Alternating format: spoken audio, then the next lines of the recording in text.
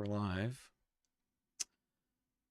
So make sure there's no errors on either side. It's live on YouTube and Twitch, so I have to make sure that we're not any sort of bottlenecking.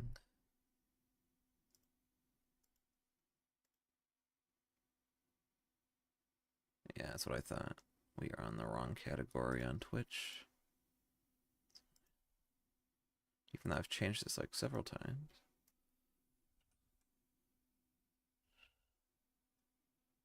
There we go. And then we can get rid of this and give different tags to this.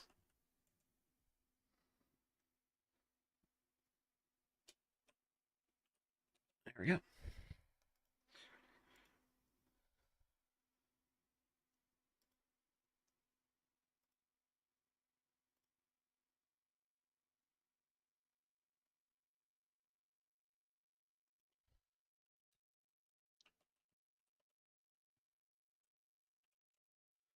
Okay.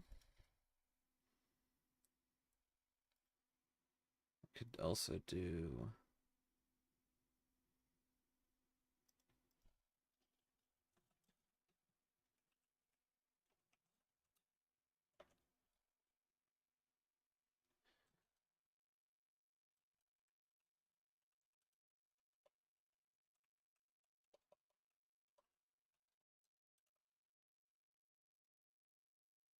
Alright, that should be good.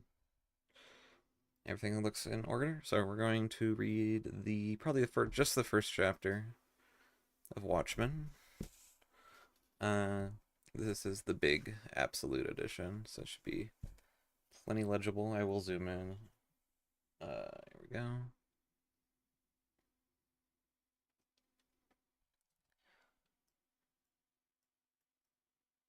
It's gonna be pretty zoomed in.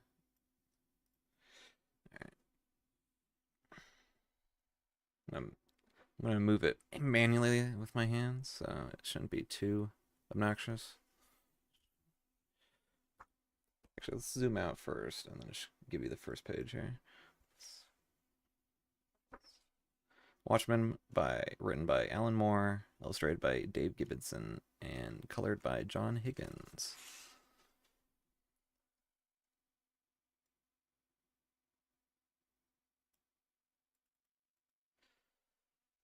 With special thanks to Neil Gaiman, of course, Mike Lake, Pat Mills, and Joe Orlando.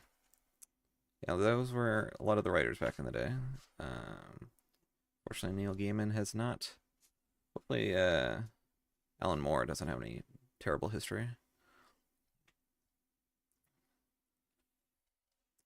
Chapter 1. Let's get a nice collage of that first chapter panel. Or, I guess this would be the cover, wouldn't it?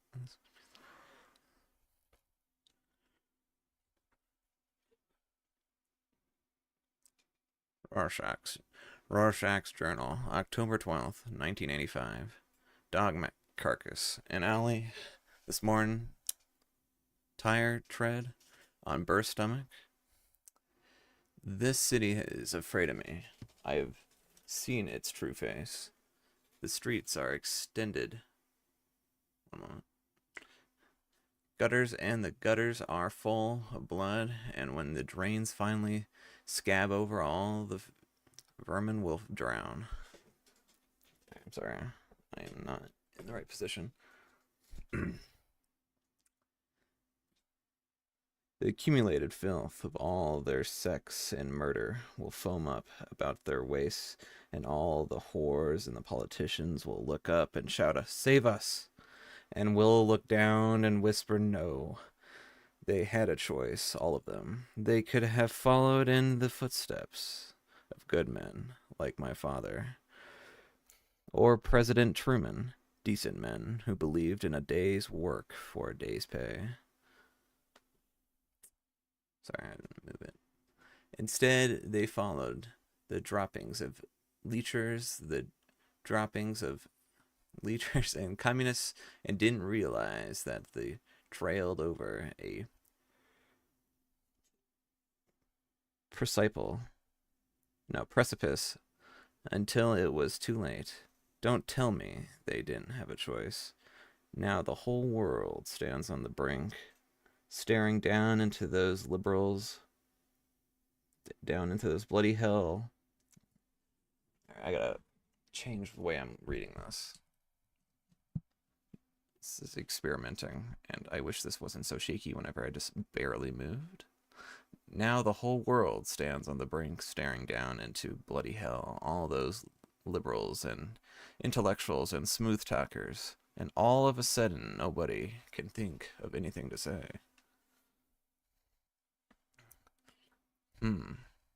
That's quite a drop. That's quite a drop. Quite a drop indeed. Yeah, poor guy, I always wondered, do you think you black out before you hit or the sidewalk or what? Frankly, I don't need to know that bad. What do you think happened here? This guy needs a gruffer voice. Well, looks like someone broke in by just busting this door down. That would take either two guys or one guy on a serious drugs, because this door had a chain fastened on the inside. Which means that the occupant was home when it happened. I saw the body, and he looked beefy enough to protect himself. For a guy his age, he was in terrific shape. What do you mean, apart from being dead? I don't know, I mixed up the person talking. I'm assuming this goes back to the guy at the window. No, I mean, this guy was Blake Guy, the occupant. He had muscles like a weightlifter. He would have to put up some kind of fight, I'm certain.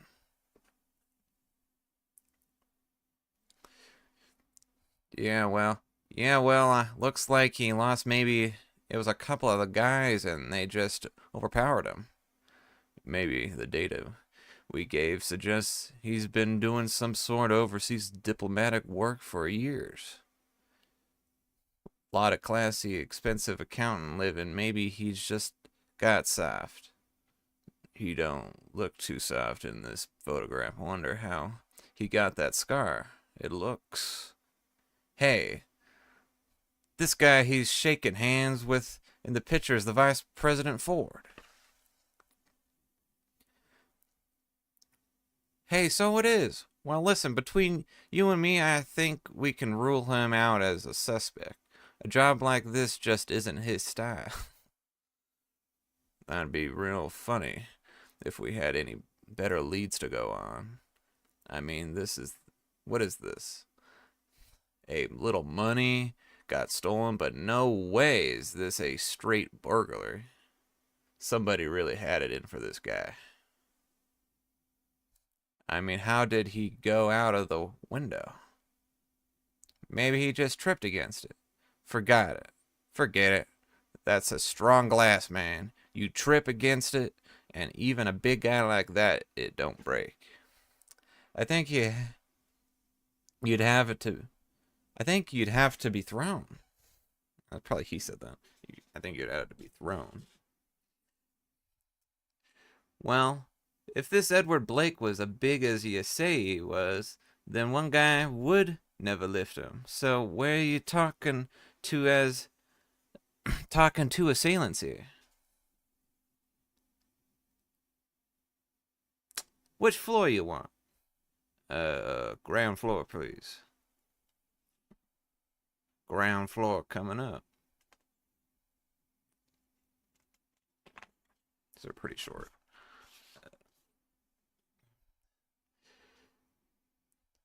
So look, you haven't answered my question. Is this a burglary, or do we look for some other motive?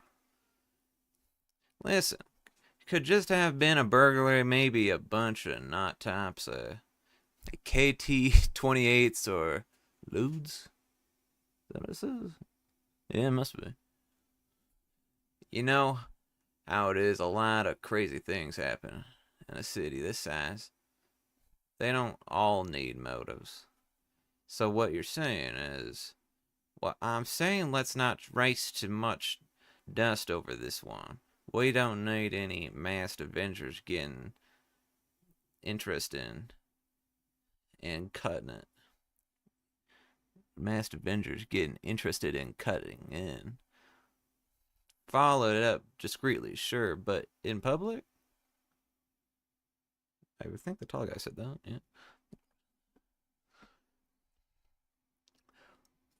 Well, that says we let. Well, what say we let it. This one drop. And the tall guy's probably saying that. Well, what say we let this one drop out of sight? I don't know. I think you take this vigilante stuff too seriously since the Keene Act was passed in 77. Only the government sponsored weirdos are active. They don't interfere. Screw them. What about Rorschach? Rorschach never retired, even after him and his buddies fell out of grace. Rorschach's still out there somewhere. He's crazier than a snake's armpit and wanted 2 counts of murder.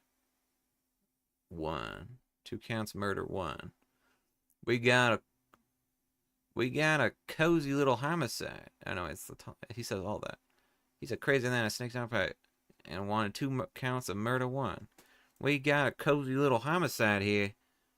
If he gets involved, we'll be up to our butts in corpses. What's the matter?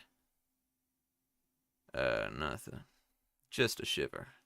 Must be getting cold.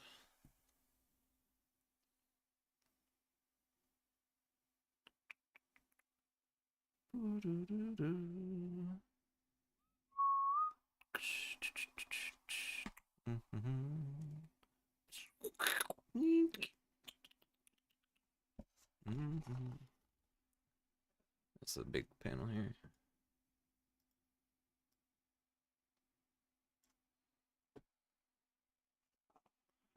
Rorschach. At midnight, all the agents. That's the title of this first chapter, I'm assuming.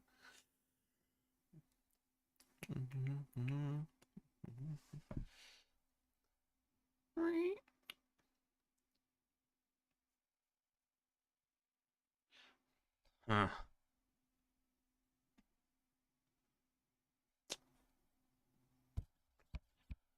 Eh.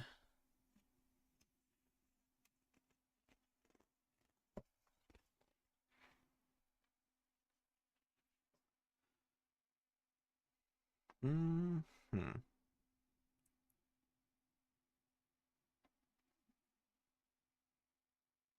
Hmm.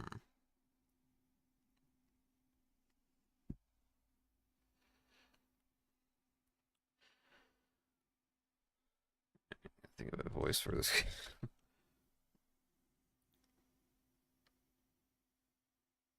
So there. Forget. I listened to the motion comic of this. I'm just trying to remember. So yeah, like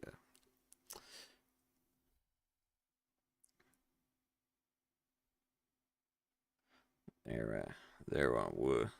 There I was. There I was. Wait, I don't even know who's talking here. It's probably this guy, isn't it? So there I was in supermarket buying dog food for old Phantom here, and I turned to the corner in the aisle of wham! I bump into the Screaming Skull. You remember him? Think you mentioned him. Oh, I put him away a dozen times in the 40s. Oh no, it's probably the old guy talking here at the first. Put him around 40 times. But reformed and turned to Jesus. Since then, married, got 2 kids. We traded addresses, nice guy. Hollis listens, it's almost midnight, I oughta go. I sure lost track of the time. They're talking about all the old stuff. You must be bored of it as hell. You know better than that these Saturday nights beer sessions are what keeps me going. Right? Yeah. Well, us old retired guys got stick. I don't know. I give everyone a southern accent. Stick together. Let me put this out, and I'll be right with you. You know, it was crying shame they put you youngsters out. Dyslexia is going kicking in. Youngsters out to the grass in '77. You were a better night owl than I ever was. Hollis, we both know that's bullshit. But thanks anyway. Hey, watch with your language. This is the left hook that floored Captain X's, remember? How could I forget? Thanks for another great night. Hollis, take care of yourself. You too, Danny. God bless. Alright. Actually, let me make sure I didn't. Yeah, it's not much.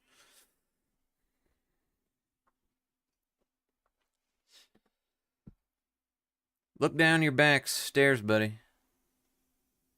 Yeah. Looks like a woman. Wait. Oh, that's probably the jukebox. Look down your back stairs, buddy. Somebody's living there and they don't really feel either. Not sure how the melody would go for that. Puss. What does that say? Russia. Oh, puss. Russia protests U.S. ad in Afghanistan?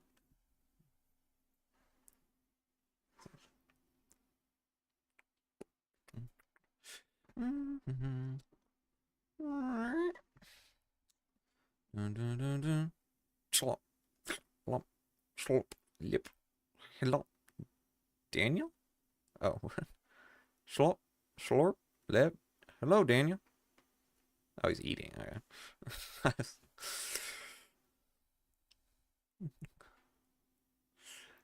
uh, okay, this is a Rorschach, I'm pretty sure, right?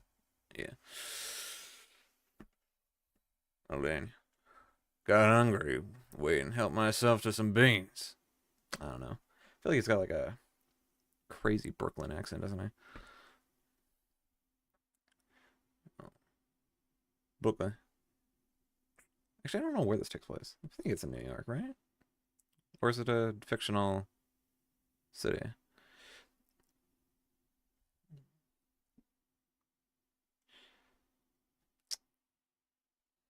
Oh, I should check something here.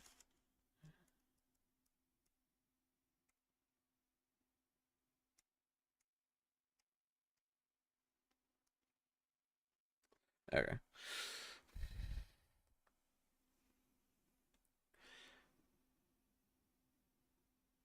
Hope you don't. Rorschach. Hope you don't mind. Rorschach?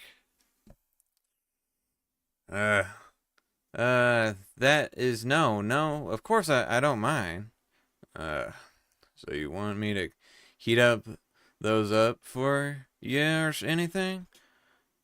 So yeah, no need. Fun like this. So long time no see. How you been keeping? Out of prison so far. Take a look at this. What is it? This stain. What? This little stain. Is it bean juice? Or that's right, a human bean juice. Badge belonged to the comedy blood too. Comedian blood. Wait. Badge belonged to the comedian blood too. He's dead. Dead? What are you talking about? The comedian? Investigated Routine homicide. Victim named Edward Blake. Found the costume in Blake's wardrobe. Seems he's been a comedian. I think he's supposed to have like a scruffy voice. Somebody threw him out of a window. I think he's like almost coarse, like out of water or something. Which I'm not gonna do that. Okay. Somebody. Somebody. Listen, maybe we could talk about this down in my workshop. I feel kind of exposed up here. Also, that way you could use the hidden rear exit. When you leave, that is. Right down this way. You haven't been down here for a while.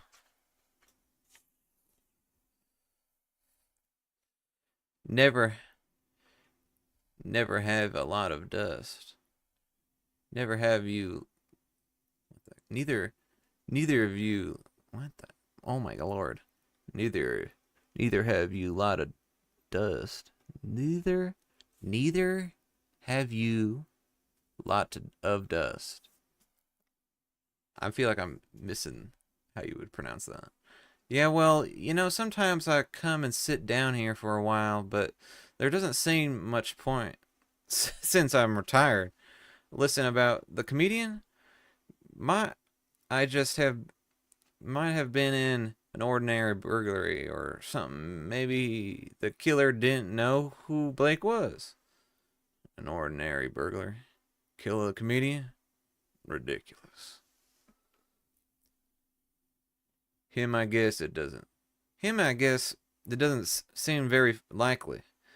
I heard he'd been working for the government since 77, knocking over the Marxist republics in South America.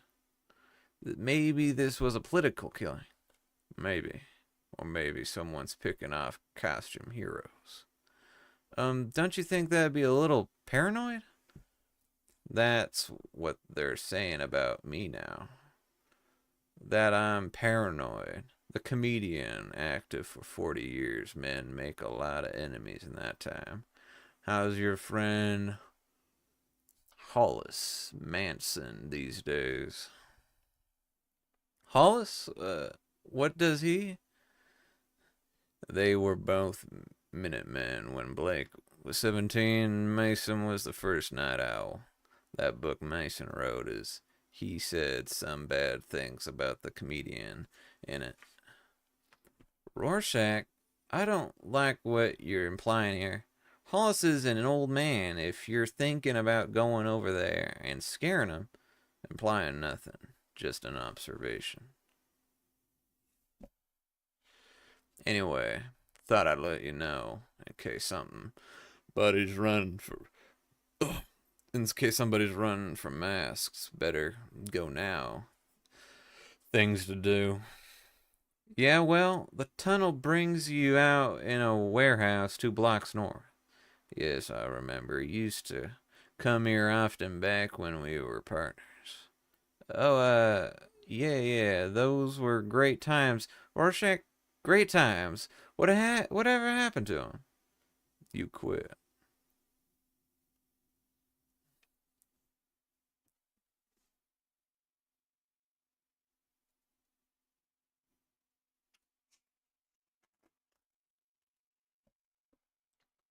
Rorschach's Journal, October 13th, 1985.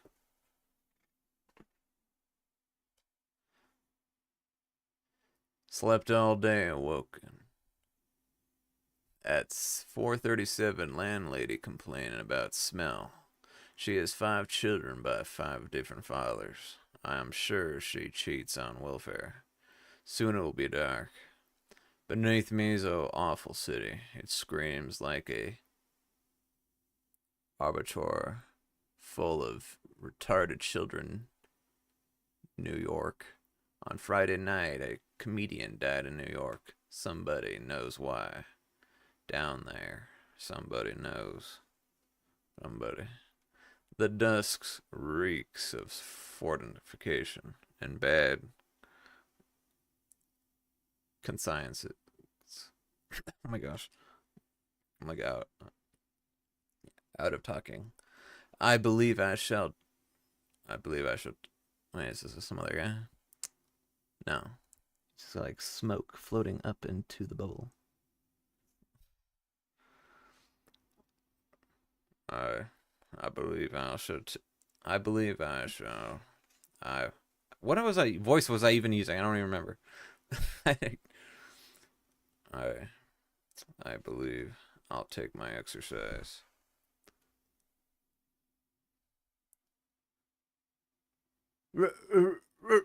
Rorschach.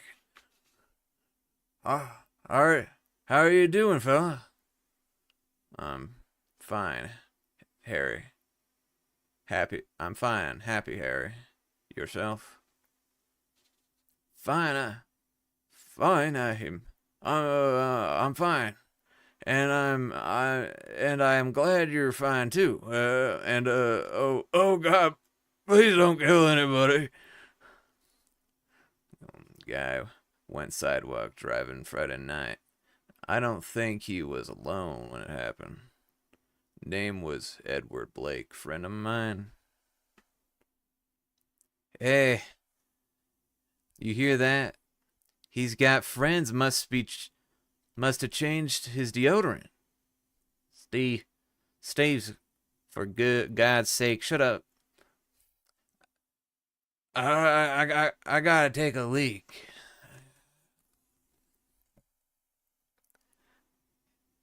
Hey, I didn't mean anything. I haven't been in the apple too long. Oh yeah, they are in the apple. All right. Hey, what?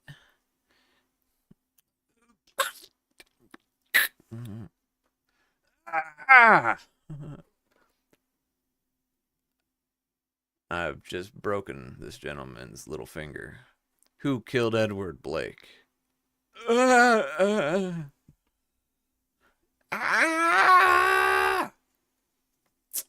And his index finger. Who killed Edward Blake? Please. Please, we don't know. Oh, God, man, leave him alone. First visit of evening. Fruitlessness. Nobody knew anything. Feel slightly depressed. The city is dying of rabies. As best I can do, wipe random flecks of foam from its lips.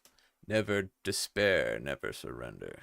I leave the human cockroaches to discuss their heroin and children pornography. Oh boy, don't know if I can say that. I have business elsewhere with a better class of person. I don't know.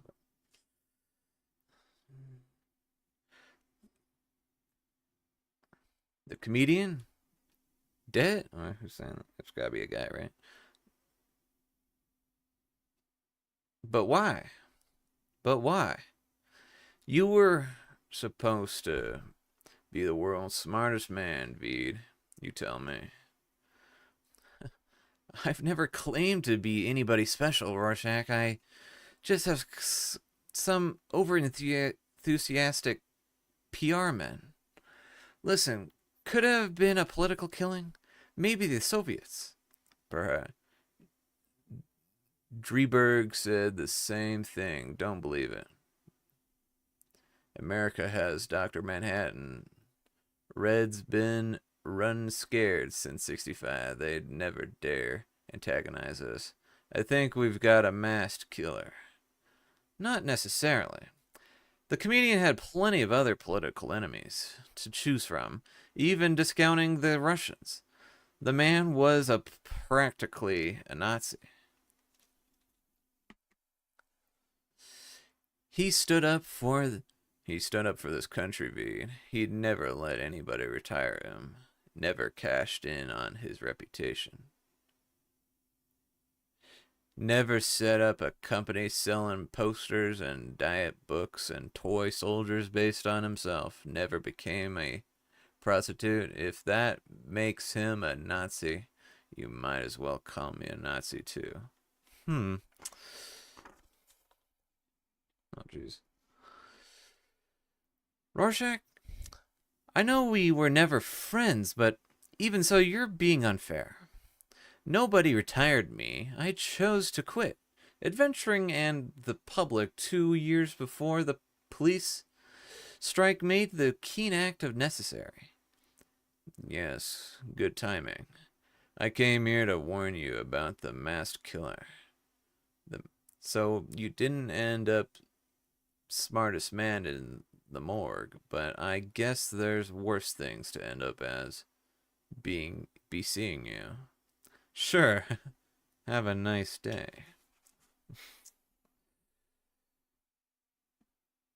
Hmm.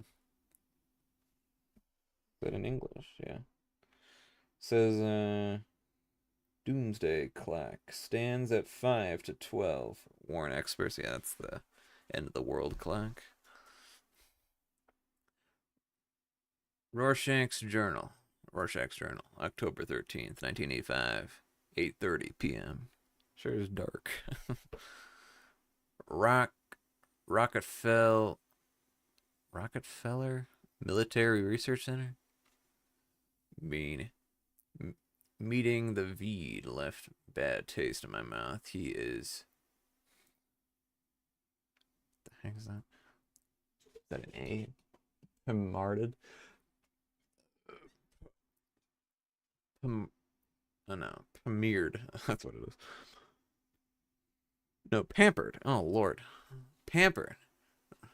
Bad taste in my mouth. He is pampered and is a decadent, betraying even his own shallow liberal affectations. Possibly homosexual. Must remember to investigate further. Driegberg, as bad as flabby failure who sits whimpering in his basement. Why are so few of us left active, healthy, and without personality disorders? The first night owl runs on auto repair shop. The first silk specter is a bloated, aging whore dying in a Californian resort. Captain Metropolis was decapitated in car crash back in 74. Mothman's in an asylum up in Maine. The silhouette retired in a disgrace, murdered 6 weeks later by a minor advisory seeking revenge. Dollar Bill got shot. Hooded Justice went missing in 55. Comedian dead. Only 2 names remaining on my list. Both share private quarters at Rockefeller Military Research Center. I shall get to them. I shall go and tell the indestructible man that someone plans to murder him. Good evening, Rorschach.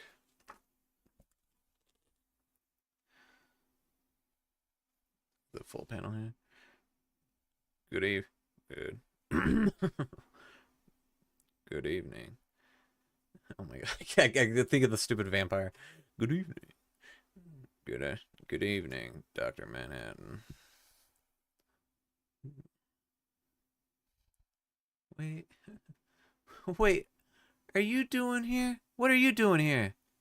Rorschach, this is government base and I hear you're wanted by the police.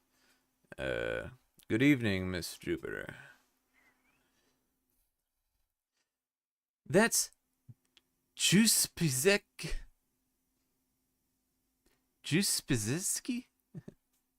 No, there's no Y at the end. It has to be Juspiziks. No? Juspexky. It'd be Juspex. Juspexy. I don't know. Jupiter. Was just a name of my mother, assumed because she didn't want anyone to know she was Polish. You haven't answered my question. Apologies. Came here to warn both of you. Warn you both and bring bad news. The comedian is dead. Yes. Since he and I are I don't know. Enoy, boy. Yes. Dr. Manhattan. Yes. Yes. Since he and I were the only two extranormal, upper, opportunitive, op, oper, oh my lord, bro. Extra normal opportunities currently employed by the government, I was informed on Saturday morning. I understand the CIA suspects of Libyans were Libyans were responsible. Have have you have my own theory on that. Take it you're not the too concerned about Blank's death. I live by body and dead I live body and a dead body contain the shape. Oh my lord, oh my god. I live body and dead body contain the same number of particles. Structurally, there is no discernible difference. Life and death are unquantifiable abstracts. Why should I be concerned? Hmm. Anyway, it couldn't have happened to a nicer person. Blank was a bastard. He was a monster, you know. He tried to rape my mother back when they were both Minutemen. So you support the allegations made in Hollis Mansion book, the Hollis Mansion's book concerning Blake? What Mason said in Underhood is what happened. God knows I'm not a mother's biggest admirer, but some things shouldn't happen to anybody. Why do you think Blake never sued Mason? I don't know. I'm not here to speculate on the morale lapse of men who died in their country's service. I came here to warn. Moral lapses? Rape is a moral lapse? You know he broke her ribs. You know he almost choked her? John, get this creep out of here. You seem to be upsetting Laurie. I think you ought to go. With respect, did Manhattan ever? Manhattan, I warned Veet and is that Diebergs? That's the guy he's talking to, right? Dieberg. Dreberg. No, it's gonna be Dreberg, right? I warned Veet and Dreberg, and I intend to warn you and your lady friend. I believe someone on eliminating masked adventurers, possibly some old foe with a grudge, I believe. I said I think you want to go.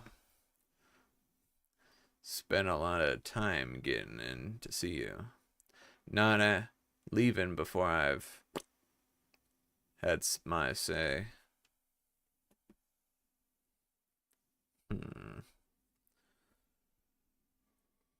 He's gone.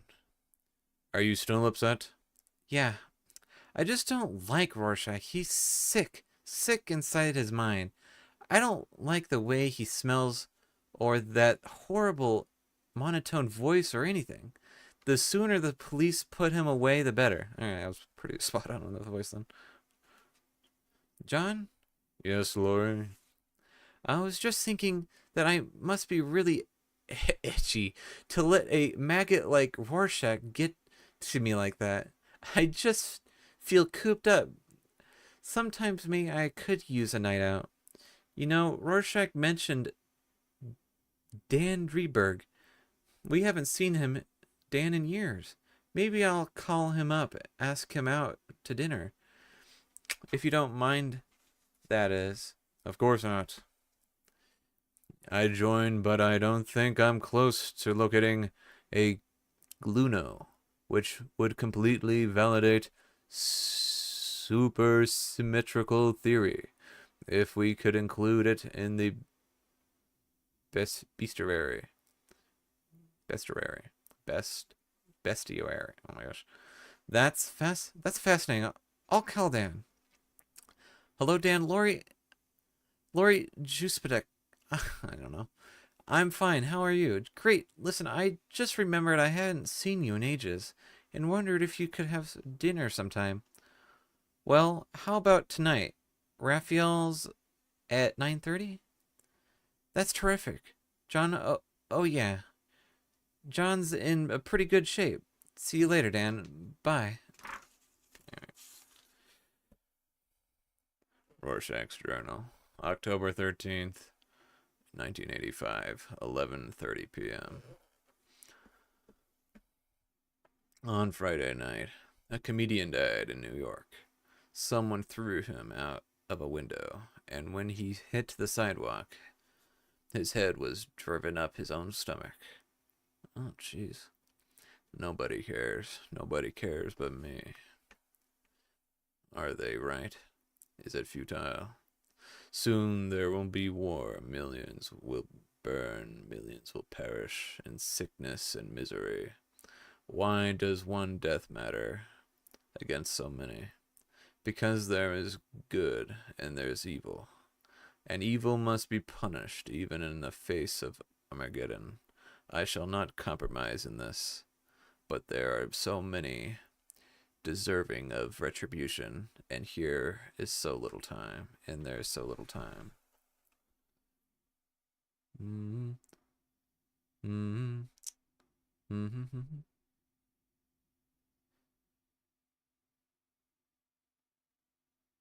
Well, I guess it's getting pretty late. It's been a great evening, Lori. You sure you won't let me pick you up the tab? Nah, I'm gonna be a kept woman for the military secret weapon, and then the military can stand me a bowl of spaghetti after. What the heck is this? Africane? I feel like they've phased that out, right? Every once in a bowl of spaghetti, Africane every once in a while. Hey, you sound better. No, not really. It's just that the only reason I kept around is to see. Oh my god, kept around is to keep John relaxed and happy. Uh, is everything okay with you and John? Me and John? Oh yeah, yeah, everything's fine. Couldn't be better. It's just I keep thinking I'm 35. Keep thinking I'm 35. What have I done? I've spent 8 years in semi-retirement, preceded by 10 years running around in a stupid costume because my stupid mother wanted me to. You remember that costume? With that stupid little short skirt and the neckline going down to the navel? God, that was dreadful. God, God, yes, dreadful. You know, when I think back on why why did we do it? Why did we dress up like that? The Keen Act was the best thing that ever happened to us. Yeah, you're probably right. Oh boy, I'm probably not gonna read the um excerpt autobiography thing. Nah, I'll read it. Whatever. Hey, you remember that guy, the only one who pretended to be a supervillain so you could get beaten up? Oh yeah, you mean Captain Carnage? He was one for the books. You're telling me. I remember I caught up coming out of this jewelry and I don't know what his racket was. I started hitting on him and think, geez, he's breathing funny. Does he have asthma? he tried that. He tried that with me. Only I'd heard about him, so I just walked away. We he follows me down the street broad daylight, right? He's saying, punish me. I'm saying, no, get lost.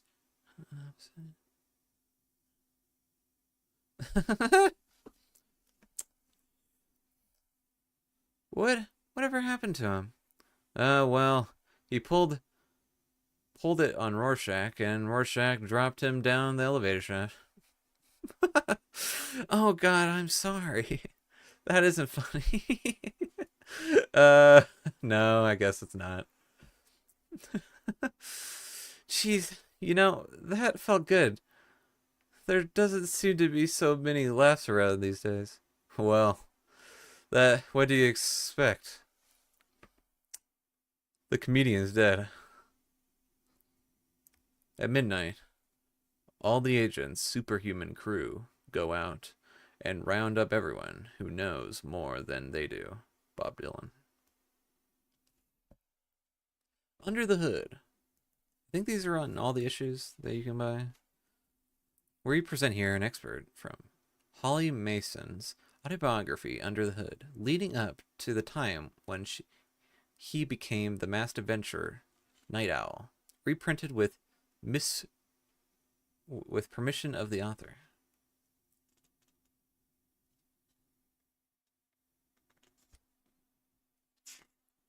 I forget, like, this is this numbered on each chapter, I think so, right? I know we have like an introduction. Yeah, I probably don't have to read this.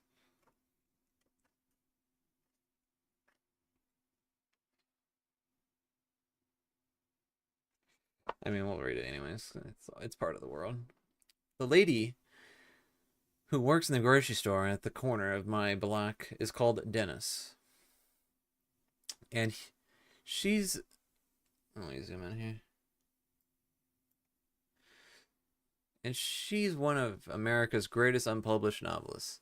Over the years, she's written 42 romantic novels, none of which have ever reached the bookstores. I, however, have been fortunate enough to hear the plots of the last 27 of these. I need let's just use this paper.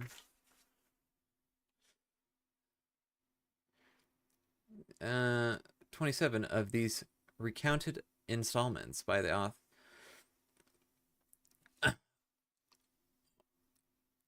authors. Okay, installments of the authoress herself. Every time I drop by the store for a jar of coffee or a can of beans, and my respect for Dennis is it Denise? I'm stupid. Denise's literary prowess knows no bounds. So naturally enough, when I found myself faced with the daunting task, I actually started the book. Hold in your hands. It was Denise I turned for advice. Listen, I said, I don't know from writing a book. I have all the stuff in my head that I want to get down, but what do I write about first? Where do I begin? Without looking up from the boxes of detergent, to which she was affixing price tags, Denise graciously delivered up a pearl of her accumulated wisdom in a voice of bored but benign condescension. Start off with the saddest thing you can think of and get the audience's sympathies on your side. After that, believe me, it's a walk. Thank you, Denise. This book is dedicated to you because I don't know how to choose between all the other people I should be dedicated it to. The saddest thing I can think of is the Ride of Valkyries. Every time I hear it, I get depressed and I start wondering about the lot of humanity and the unfairness of life and all those other things that you could think about at the 3 a.m. when your digestion won't let you sleep. Now I realize that nobody else on the planet has to brush away a tear when they hear a particularly stirring refrain. But that's because they don't know about Mo Vernon. When my father upped and left my granddad's farm in Montana to bring his family to New York, Mo Vernon was a man. Okay, I doubt someone leaves Montana to go to New York. Seeing it's just, that's like one of the last states to be populated in the West. Mo Vernon was the man he worked for. Vernon's Auto Repairs was just off 7th Avenue.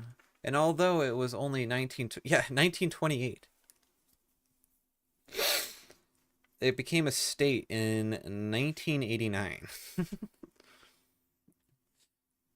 When Dad started working there was just about enough trade for his wages to keep me and Mom and my sister Leantha in food and clothing. Dad was always really keen and enthusiastic about his work, and I used to think it was just because he had a thing about cars. Looking back, I can see it was more than that.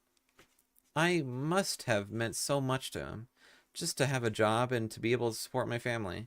He had a lot of arguments with his father about coming east rather than taking over the farm, like the old poverty and the moral ruination. For my dad and mom, if they had so much as set a foot in New York, to be living the life that he himself had chosen and keeping his family above the poverty line, in spite of his father's warnings, must have meant more to my dad than anything in the world. But that's something I only understand now. With hindsight back then, I just thought he was crazy for crankshafts. Anyways, I was 12 years old when we left Montana, so during those next few years in the big city, I was just the age to appreciate the occasional trips to the auto shop with my dad, which is where I first stepped eyes on Mo Vernon, his employer. Mo Vernon was a man around 55 or so, and he had one of those old New York faces that you don't see anymore. It's funny, but certain faces seem to go in New York out of style. You look at old photographs, and everybody has a certain look to them, almost as if they related. Look, look at pictures from 10 years later, and you see that there's a new kind of face starting to predominate, and that the old faces are fading away and vanishing, never to be seen again. Mo Vernon's face was like that. 3 chins and a what a wise anchor cynical curl to his lower lip, a certain howlness around the eyes, hair retreating back across his head, attempting to renditious rend yeah, rendivious rendivious with the label of his shirt collar. All right, I think that's it. Oh no, we got many pages. Oh lord. Page 2. Check chapter. Holy. Yeah. This is gonna be a read. Oh, look at that. Hollis Mason.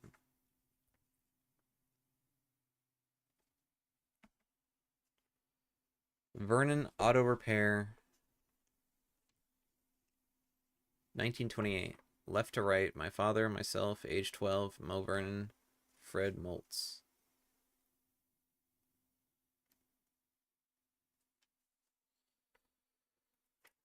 I go to the shop with my dad and Mo.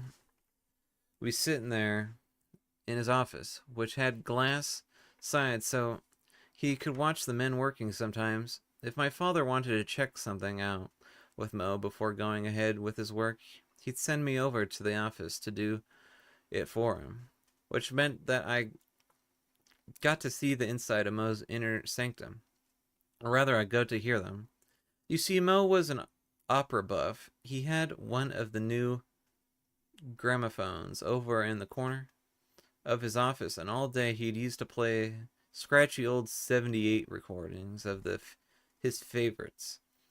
Just as loud as he could manage. By today's standards, as loud as he could manage. Didn't amount to a whole lot of noise, but it sounded pretty cacophonous back in the 1930, when things were generally quiet.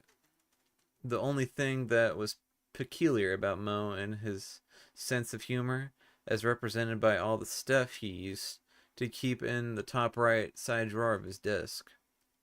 In that drawer amongst the mess of rubber bands and paper clips and receipts and stuff, Moe had one of the largest collections of tasteless novelty items that I had seen up until that point, or have seen at any time since. They were all risque little toys and gadgets that Moe had picked up from gag shops or on visits to Coney Island.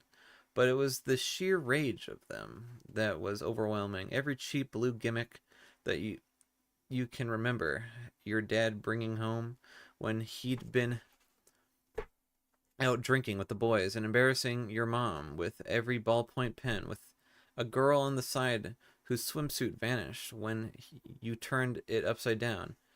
Every work ever every what the heck? Every what am I reading?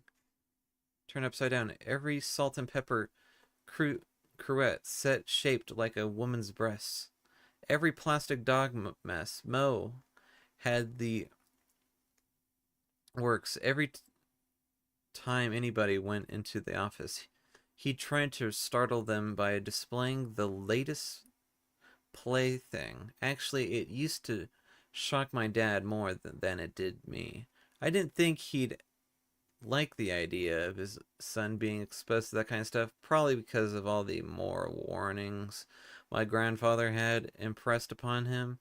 For my part, I wasn't offended, and I even found it funny. Not the things themselves. Even by then, I was too old to get much amusement out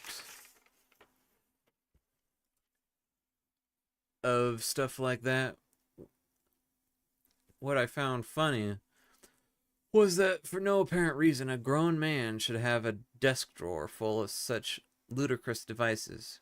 Anyway, one day in 1933, a little after my 17th birthday, I was over at Vernon's Auto Repair with my dad, helping him poke around in the oily innards of a busted up Ford. Moe was in his office, and although he didn't find out till later, he was sitting wearing an artificial foam rubber set of realistically painted lady bosoms, with which he hoped to get a few laughs from the guys who brought him the morning's mail, through which the front office, when it arrived. While he waited, he was listening to Wagner. The mail arrived in due course, and the guy handing it over managed to raise a dutiful chuckle at Moe's generous cleavage before leaving him to open and pursue the morning's missives. Missives? Holy. Mornings. I have my phone with me. I'm actually gonna look up that word. I have truly never heard of that word.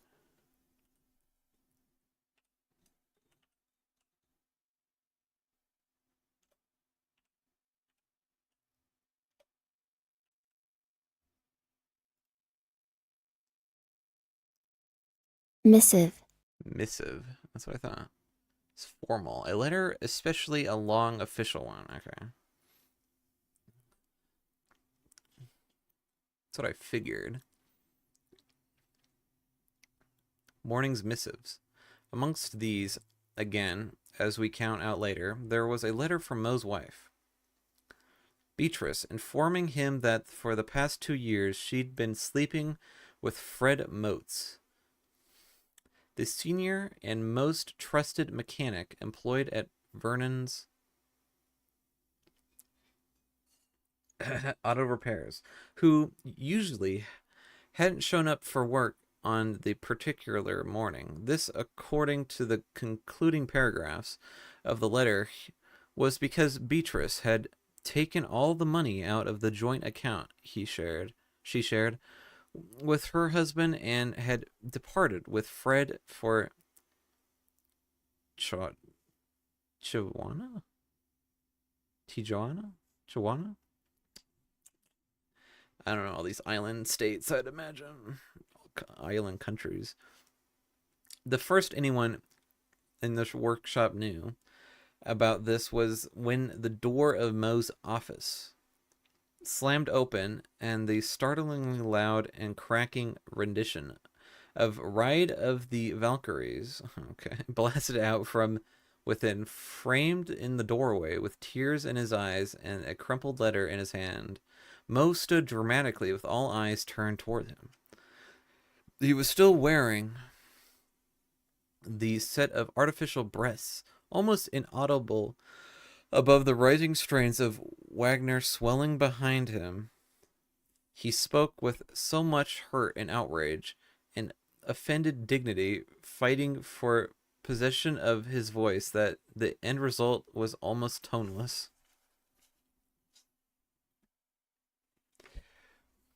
Fred Motts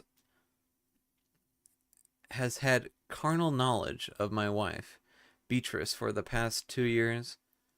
He stood there in a wake of his announcement, the tears rolling down over his multiple chins to soak into the pink foam rubber of his bosom, making tiny sounds in his chest and throat, and were trampled under the hooves of Valkyries and lost forever.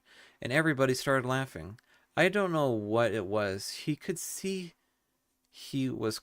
I don't know what it was. We could see he was crying, but it was just something in the toneless way he said it, standing there wearing a pair of false breasts in with all that crashing, triumphant music soaring all around him. None of us could help it, laughing at him like that. My dad and I were both doubled up, and the other guys slaving over the nearby cars were wiping tears from their eyes and smearing their faces with oil. In the process, Mo just looked at us for a minute and then went back into his office and closed the door. A moment or two later, the Wagner stopped with an ugly scraping noise as Mo snatched the needle from the groove of the gramophone, recorded, and after that there was silence. About half an hour passed before someone went in to apologize on behalf of everybody and to see if Mo was all right. Mo accepted the apology and said that he was fine. Apparently, he was sitting there at his desk, breasts what? Sitting there at his desk, breasts now discarded, getting on with normal routine paperwork, as if nothing had happened. Graduate from Police Academy. I graduated from Police Academy in 1938. Holy, it's a long ass story.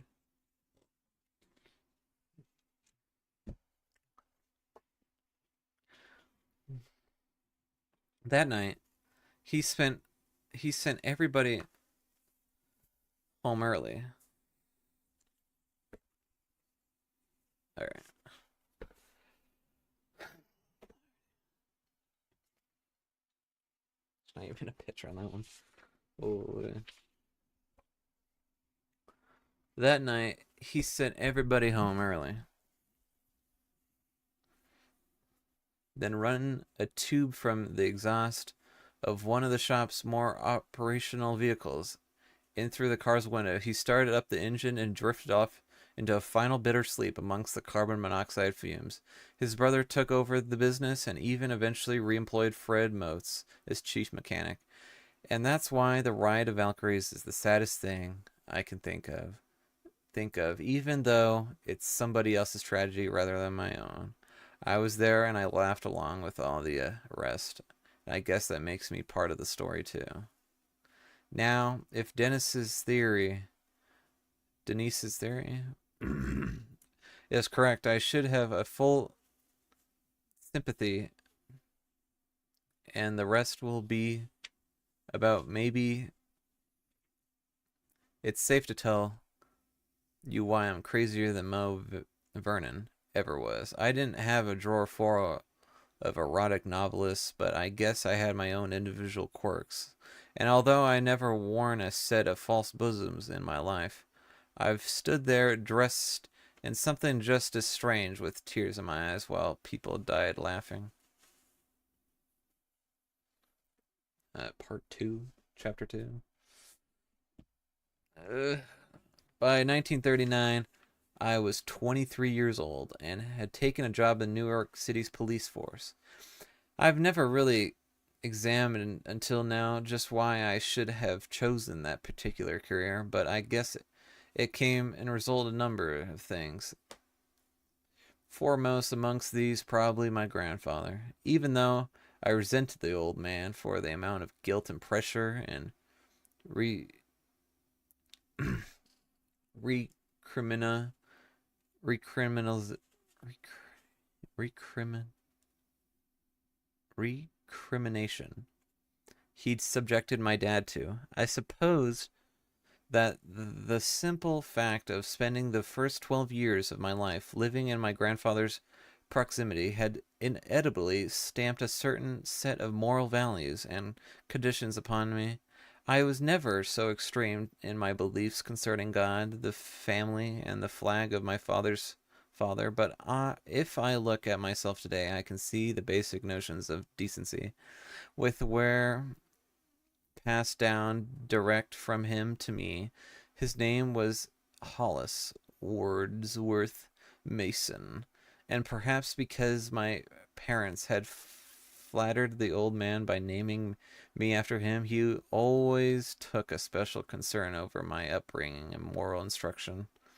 Once of the things One of the things that he took great pains to impress upon me was the country folk were morally healthier than city folk, and that cities were just cesspools into which all the world's dishonesty and greed and lust and godlessness drained and was left to fester unhindered, obviously.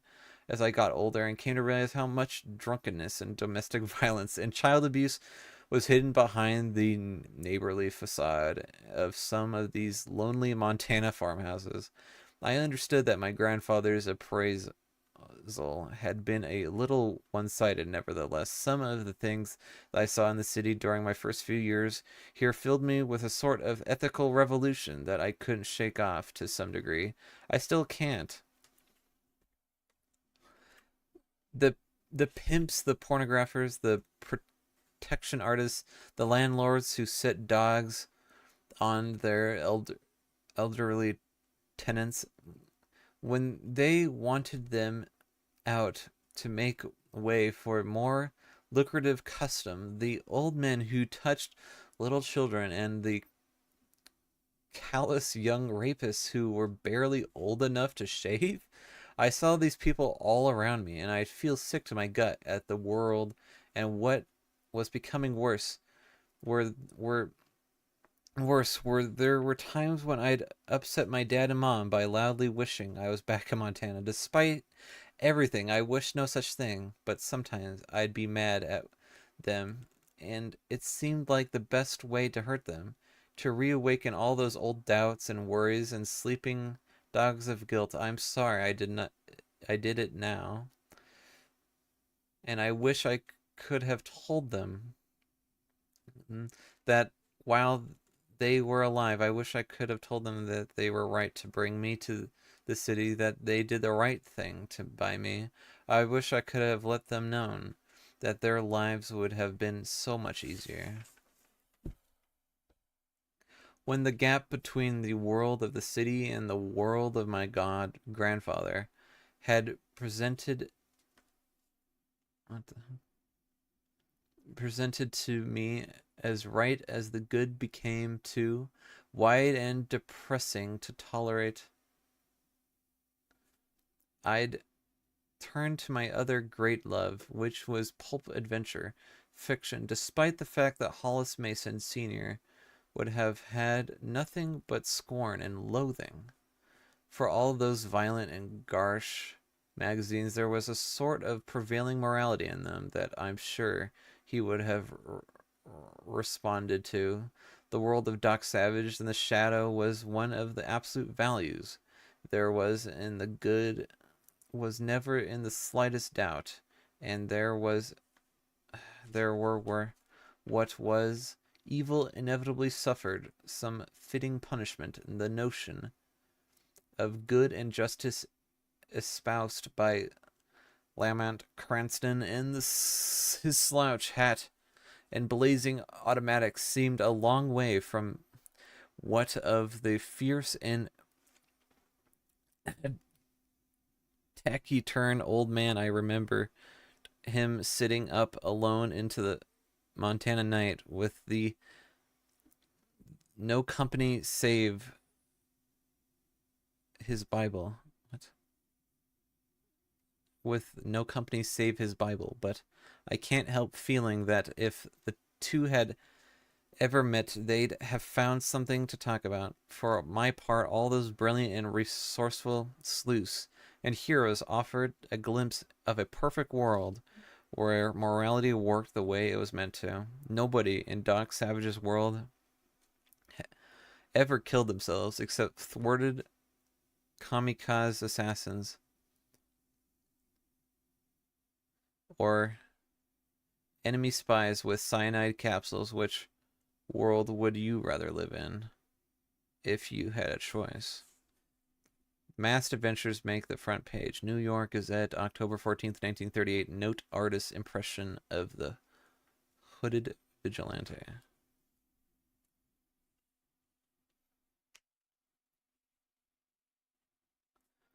Answering that question, I suppose, was what led me to be a cop. I was also that oh my gosh. I was also what led me to later become something more than a cop. Bear that in mind. I think the rest of this narrative will be easier to swallow. I know people always have trouble understanding just what brings a person to behave the way that I and people like me behave, what makes us do I can't even think anymore. Do the sort of things that we do. I can't answer for anybody else, and I suspect that all our answers would be different anyway. But in my case, it's fairly straightforward. I like the idea of adventure, and I feel bad unless I'm doing good. I've heard all the psychologist theories and heard all the jokes and the rumors and the innuendos, but that it comes down to for me is that I dressed up like an owl and fought crime because it was fun and because it needed doing and because I goddamn felt like it. Okay, there it is. I said it. I dressed up as an owl and fought crime. Perhaps you begin to see why I half expected the summary of my career to raise more laughs than poor cuckold Mo Vernon with his foam teats and his Wagner could ever hope to oh my god ever hope to have done. For me, it all started in 1938, the year when they invented the superhero. I was too old for comic books when the first issue of Action Comics came out, or at least too old to read them in public without souring a promotion's chances. But I noticed a lot of little kids by little kids on my beat reading it uh without sorry. I noticed a lot of kids on my beat reading it and couldn't resist asking one of them if I could glance through it. I figured if anybody saw me, I could put it all down and keep a good relationship with the youth of my community, of the community. There was a lot of stuff. There was a lot of stuff in that first issue. There were detectives, yarns, and stories about magicians whose names I can't remember. From the moment I set eyes on it, I only had eyes for the Superman story. Here was something that presented the basic morality of the pulps without all their darkness and ambiguity, the atmosphere of the horrific and faintly sinister.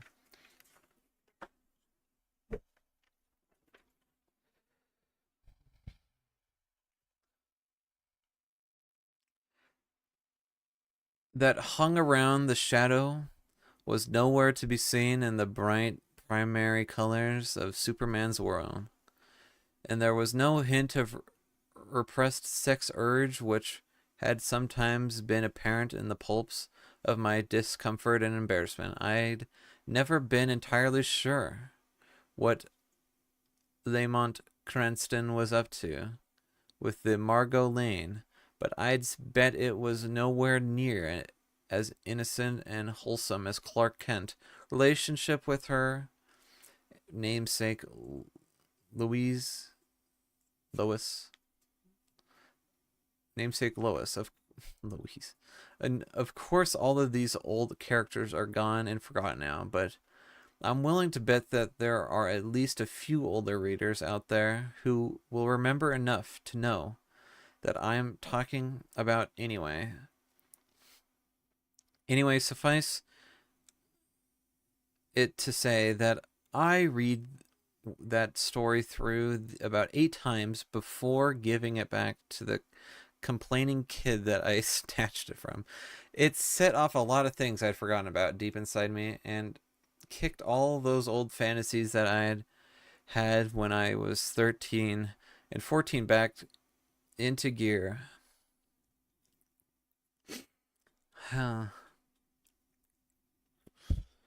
The prettiest girl in the class would be attacked by bullies, and I'd be there, and I'd be there to beat them off. But when she offered to kiss me as a reward, I'd refuse. Gangsters would kidnap my math teacher as Miss Albertine, and I'd track them down and kill them one by one until she was free. And then she'd break off her engagement with the sarcastic English teacher, my Richardson, Mr. Richardson, because she'd fallen hopelessly in love with him. With her grim face and silent 14-year-old savior.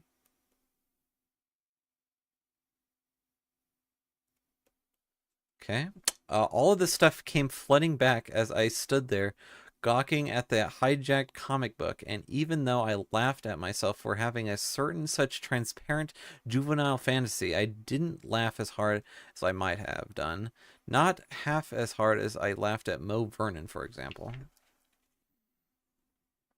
Anyways, although I'd occasionally manage to trick some unsuspecting tyke into lending me his own recent issue of the funny book in question, and then suspecting Tyke into lending me the most recent issue of the oh my gosh question, and spend the rest of the day leaping tall buildings inside my head. My fantasies were to remain as fantasies until I opened a newspaper in the autumn of that year and found that the superheroes had escaped from their four-colored world and invaded the plain, factual black and white of the headlines. The first news story was simple and oh my god, was simple and unpresupposing enough, but it shared enough elements of those fictions that were closest to my heart to make me notice it and file it in my memory for future reference. It concerned an attempting assault and robbery that had taken place in Queens, New York. A man and his girlfriend, walking home after a night in the theater, had been set upon by a gang of 3 men armed with guns. After relieving the couple of their valuables, the gang had started to beat and physically abuse the young man while threatening to indecisively assault his girlfriend. At this point, the crime had been interrupted by a figure who.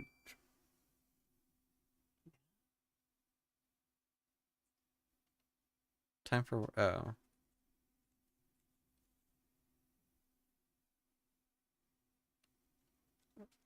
While threatening to. At this point, the crime had been interrupted by a figure who dropped into the alleyway from above with something over his face and proceeded to disarm the three attackers from beating them with such severity that all three required hospital treatments and that one subsequently lost the use of both legs as a result of spinal injury. The witnesses' recounting of the events was confused and contradictory, but there was still something in the story that gave me a tingle of recognition. And then a week later, it happened again.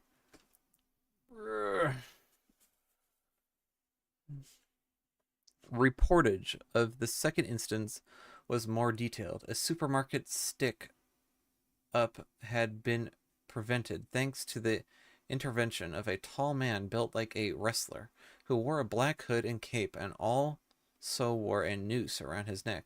The extraordinary being had crashed in through the window of the supermarket while the robbery was in progress and attacked the man responsible with such intensity and savagery that those not disabled immediately were only were only too willing to drop their guns and surrender. Connecting the incident of mass intervention with the predecessors, the papers ran the story under the headline that read simply "Hooded Justice, the first masked adventurer outside comic books, had been given his name."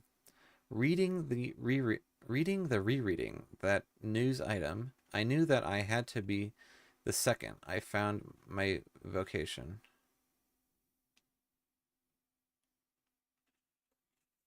Okay, I have to end it there. I'm gonna end the stream. Holy crap.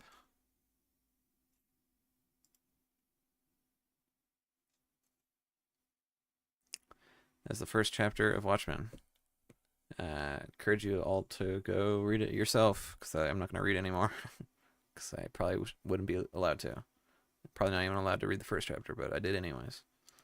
Good day, and